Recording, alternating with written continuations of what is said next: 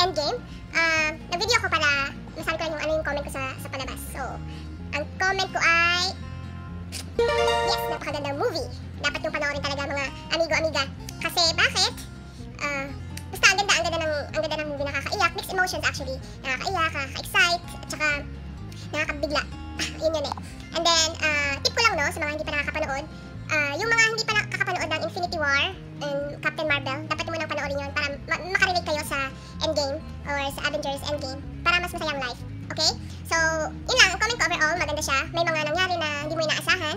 So, napakaganda movie. Kaya dapat panoorin nyo. So, hindi man ako bayad dito. Wala akong sponsor. Sponsor ng The Avengers. But, really, Marvel fanatic ako. So, yun nga, yun lang makakomment ko. Panoorin nyo guys. At saka,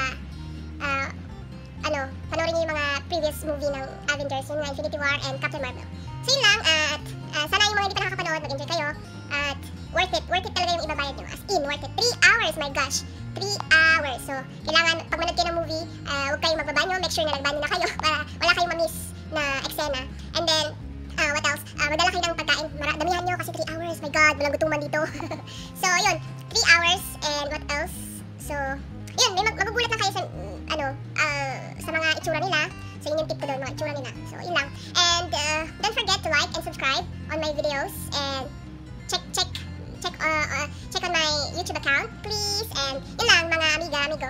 Huwag nyo kakalimutan, i-like po at i-follow yung Facebook account ko, Chacha's Vlog.